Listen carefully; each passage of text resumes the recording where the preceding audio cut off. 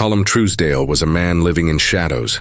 Once he had been a brilliant prosecutor, sharp as a knife in the courtroom, feared by criminals, respected by judges. He had carried himself with confidence, walking into trials as though he owned the truth. People said he could smell a lie the moment it was spoken, but the man they remembered no longer existed. The night of the car accident had destroyed him.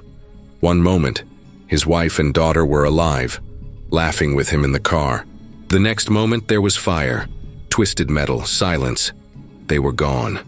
The world that had once been bright collapsed into darkness. For years afterward, Colm withdrew.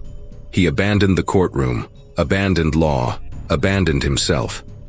The man who had once fought for justice became a ghost, living with nothing but grief.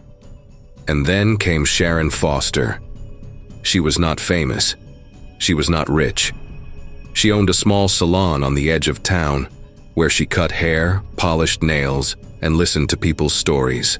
But one night, her salon caught fire, flames tearing through the walls, the roof collapsing in smoke.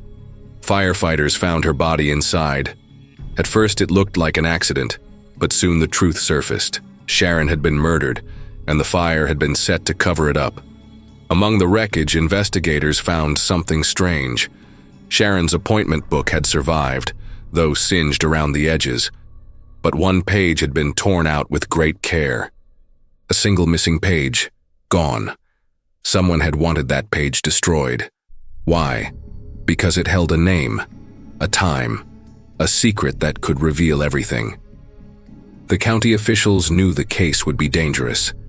Sharon's death wasn't random. Whispers spread about powerful people, secrets that reached high places.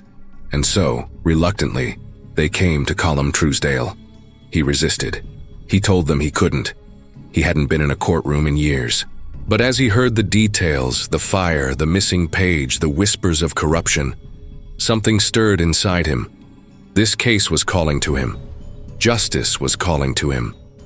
Colm returned. He began piecing together Sharon's life. On the surface, she was ordinary. But people recalled that in the weeks before her death, Sharon had seemed frightened. She had told one friend, "If something happens to me, you'll know why." But she never explained further. Others remembered her looking over her shoulder, as though someone was following her. And slowly, one name began to circle closer and closer to the heart of the mystery: Harrell. Judge Benjamin Harrell was the most powerful man in the county. His word carried weight everywhere: the courthouse, the sheriff's office, the banks. His family was untouchable. But there were whispers. Sharon may have been involved with one of the judge's sons. Some said it was an affair. Others thought it was blackmail. Whatever the truth, Sharon had written something in her appointment book, and the Harrells had reason to want it gone. Colm dug deeper, questioning witnesses. One neighbor told him, "I saw a car that night, dark blue, parked outside the salon. Belongs to the judge's boy, I swear it." Another admitted, "I heard shouting the night before the fire. Sharon was yelling at someone, a man. She sounded scared." Piece by piece, the puzzle formed. Sharon knew something dangerous. She had been silenced, and the missing page was the key. When Colm filed charges, the entire county erupted. The Harrells unleashed their power. Their lawyers mocked him. Their allies whispered threats. People said Colm was a fool to take them on, but he pressed forward. The trial began. The courtroom was packed. Reporters lined the benches. Townspeople filled every seat. And when Colm walked in, people stared. He was no longer the confident man they remembered. His face was older, lined with grief. His shoulders carried the weight of years. But his eyes still burned with a quiet fire. The defense started strong.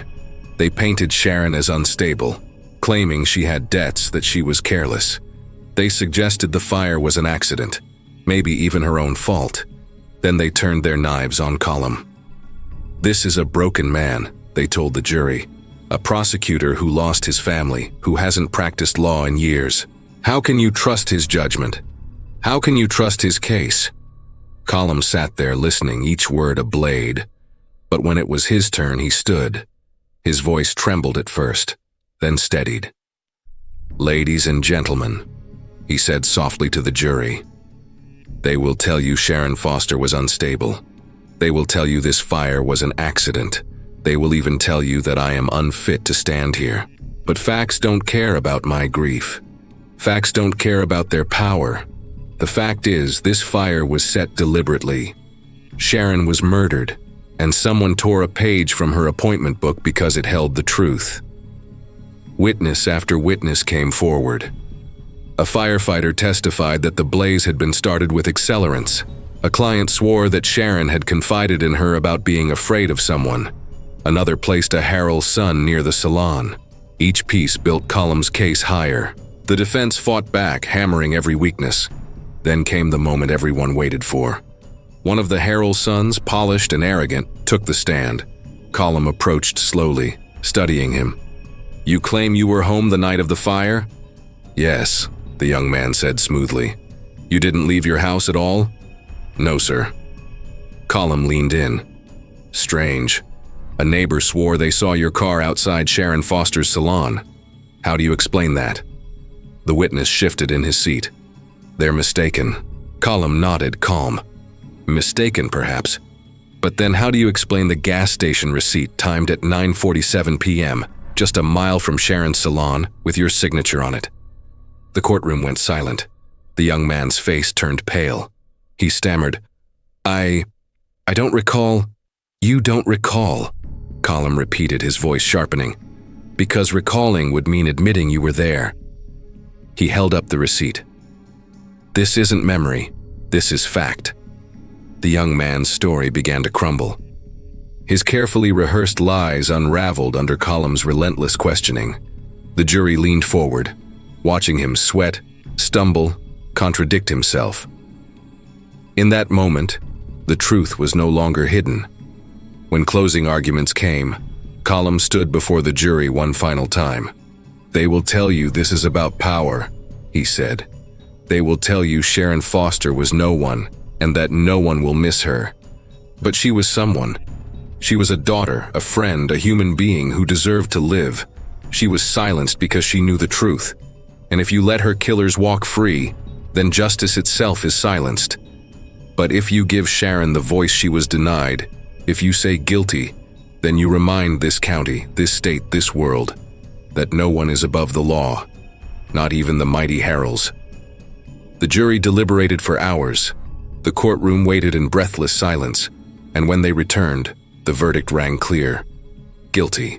For the first time, the Harrell family's power had failed them. Sharon Foster had justice, and Colm Truesdale, weary, scarred, but unbroken, felt the weight of years lift slightly from his shoulders. He thought of his wife and daughter, of the lives lost to senseless tragedy. He thought of Sharon, her smile, her fear, her death. Death has a color, he realized. It is red like fire, gray like ash, black like grief. He had lived in those colors for so long, but justice has a color too. Brighter, stronger, a color that can cut through the darkest night. As he walked out of the courtroom, Colm knew the pain would never leave him. The ghosts would always follow. But he was no longer the man who had surrendered to silence. He had found his voice again. He had proven that even in a world of corruption and death, truth could still prevail. And in that truth there was light.